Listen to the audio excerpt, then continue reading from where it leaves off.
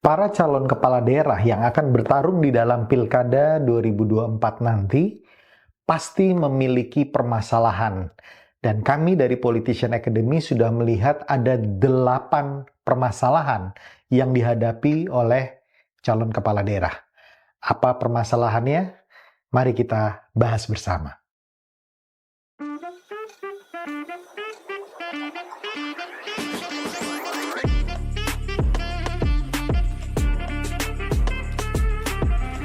Hai Sobat Politician Academy, bertemu lagi dengan Bogas Chandra, Coach dari Politician Academy.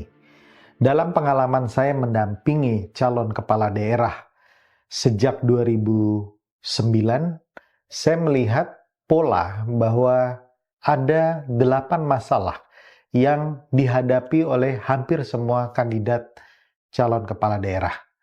8 permasalahan ini harus bisa dicarikan solusinya. Tetapi sebelum mencari solusinya, tentu saja kita perlu mengetahui apa 8 permasalahan tersebut. Di dalam part pertama ini, saya akan menjelaskan 4 permasalahan, dan nanti di bagian kedua atau part kedua, saya akan menjelaskan 4 permasalahan lainnya, serta kira-kira bagaimana solusinya. So, stay tune dengan konten dari Politician Academy. Problem yang pertama yang dihadapi oleh calon kepala daerah pada masa awal-awal sekarang ini sebelum pendaftaran KPU 27 Agustus adalah masalah rekomendasi. Ya, tentu saja. Kalau Anda maju bukan dengan jalur independen, Anda membutuhkan dukungan partai politik atau rekomendasi partai politik agar Anda bisa mendaftarkan ke KPU. Dan kita tahu semua berdasarkan peraturan jumlahnya adalah 20%. Yang menjadi permasalahan adalah kira-kira partai politik mana yang bisa dan mau memberikan dukungan ke saya. Kemudian apabila kita sudah mengetahui kira-kira partai politik yang diincar, pertanyaan berikutnya, berapa besar mahar atau uang kendaraan yang mesti dibayarkan. Kemudian bila Anda sudah menganggarkan jumlah tertentu, tentu saja biasanya dihitung berdasarkan jumlah kursi dari partai tersebut di parlemen, hasil Pileg 2024. Kemudian pertanyaan berikutnya, bagaimana cara mendapatkan rekomendasi tersebut? Tentu saja ada mekanisme di level lokal, kabupaten, kota, atau provinsi, tetapi yang perlu diingat, yang memberikan rekomendasi adalah DPP dari partai politik tersebut. Pertanyaan yang sering muncul adalah, siapa yang bisa saya kontak? Dan siapa key player yang bisa memberikan jaminan rekomendasi itu keluar? Karena yang perlu dipikirkan oleh para kandidat ini seperti hutan belantara, karena banyak calo dan maklar dari partai politik di luar sana yang mengaku-ngaku bahwa mereka bisa membantu mengeluarkan rekomendasi, padahal belum tentu mereka bisa melakukan tugasnya. Kemudian pertanyaan lagi yang berikutnya, apakah kalau sudah diberikan rekomendasi awal, itu bisa menjamin rekomendasi itu akan diberikan sebelum pendaftaran di KPU. Karena kebanyakan partai politik di awal memberikan semacam surat tugas atau rekomendasi awal, belum rekomendasi akhir. Nah, apa yang bisa menjamin? Ini semua pertanyaan-pertanyaan atau permasalahan yang berada di kepala dari calon kandidat kepala daerah yang membuat mereka pusing tentunya. Masalah yang kedua adalah masalah dana atau masalah biaya pemenangan. Nah, masalah biaya pemenangan ini saya mau berbicara mengenai political cost atau biaya politik, bukan berbicara mengenai money politik, karena itu nanti masuk ke dalam problem yang berikutnya. Nah, tentang biaya politik, mereka harus bisa memperkirakan berapa biaya pemenangan secara keseluruhan, berapa modal yang saya miliki, kemudian berapa plafon yang harus saya tetapkan. Karena sebagai catatan untuk Anda, jumlah berapapun dana yang Anda miliki akan bisa habis dalam proses pilkada tersebut. Oleh karena itu menentukan plafon juga sangat penting. Kemudian setelah menentukan plafon, Anda kemudian mesti mengalokasikan dana tersebut ke dalam pos-pos yang wajib, pos-pos yang harus dipenuhi, sehingga Anda tidak kehabisan dana nantinya. Oleh karena itu perlu menyusun RAB yang sangat detail, RAB yang bisa membuat nafas Anda tidak habis hingga di ujung. Kemudian Anda juga mesti ingat tahapan pemenangan walaupun waktunya pendek, tetapi ada tahapan-tahapan yang dimana tiap tahapan itu memiliki konsekuensi keuangan. Misalnya seperti sekarang, ini adalah tahapan rekomendasi partai politik. Di sini Anda berjuang untuk mendapatkan dukungan partai politik, mendapatkan rekomendasi, mendapatkan koalisi besar partai politik untuk bisa mendukung Anda dan lain sebagainya. Itu tahapan pertama. Tahapan kedua nanti tahapan pertarungan, itu biaya yang dikeluarkan berbeda lagi. Dan kemudian ada tahapan ketiga, di mana tahapan ketiga ini adalah tahapan setelah pencoblosan. Ini juga Anda harus pikirkan perlu pengeluaran dana di situ yang harus dialokasikan. Terlebih kalau hasilnya nanti selisihnya tipis antara Anda dan kompetitor Anda. Sehingga kemudian mungkin lawan Anda atau Anda sendiri ingin mengajukan sengketa ke Mahkamah Konstitusi. Masalah ketiga adalah masalah waktu. Nah, masalah waktu ini hanya terjadi pada Pilkada serentak 2024 ini. Kenapa? Karena tahun ini adalah tahun pemilu. Kita baru saja melewati Pileg dan Pilpres. Dan kemudian perhitungan jumlah kursi atau komposisi suara di parlemen baru bisa dilihat di bulan Maret atau bulan April kemarin.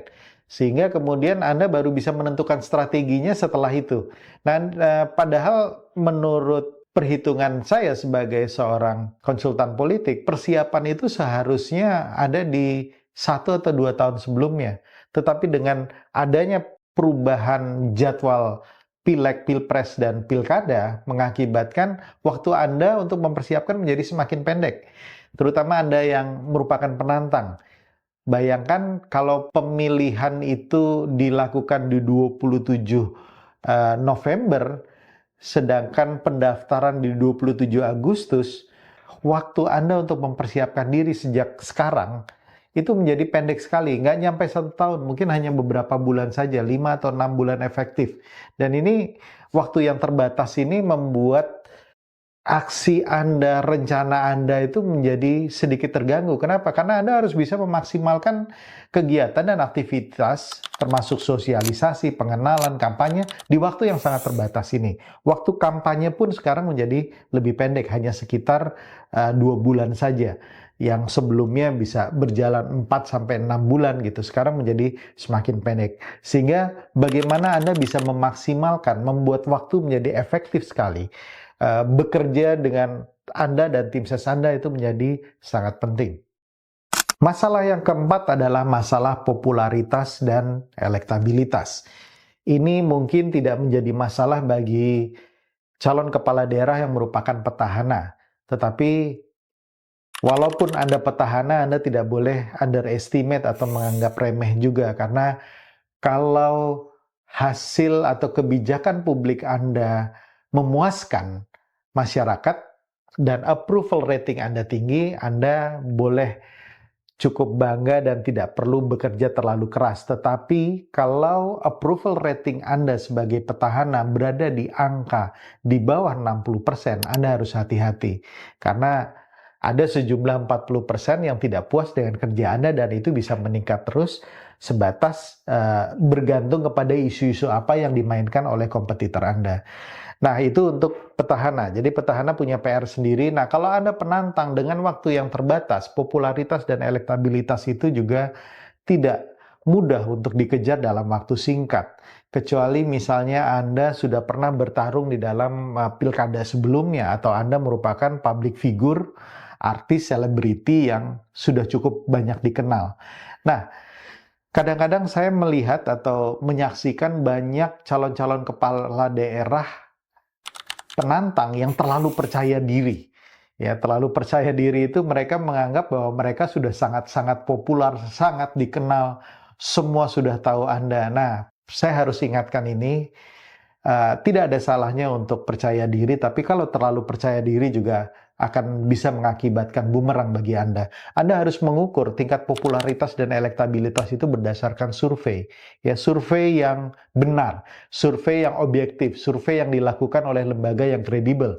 Bukan survei-surveian, bukan survei lokal yang terima dibayar untuk meningkatkan popularitas Anda, bukan semacam itu. Karena Anda harus mengukur diri Anda betul-betul secara objektif bagaimana tingkat popularitas Anda. Karena tingkat popularitas yang tinggi itu akan menjamin keterpilihan dan akan menjamin juga banyak partai politik yang akan datang dan mau melamar Anda.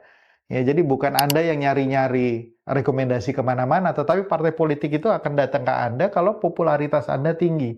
Tapi kalau Anda tidak dilirik oleh partai politik, mungkin yang perlu Anda analisis adalah mungkin popularitas Anda itu tidak setinggi yang Anda pikirkan.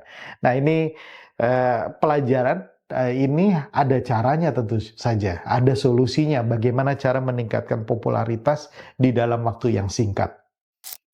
Nah, saya sudah membahas 4 permasalahan yang muncul atau dihadapi kandidat kepala daerah di waktu-waktu sekarang ini. Tetap stay tune karena di dalam bagian kedua saya akan menjelaskan 4 masalah lainnya dan bagaimana kira-kira solusinya. Semoga bermanfaat dan salam kebangsaan.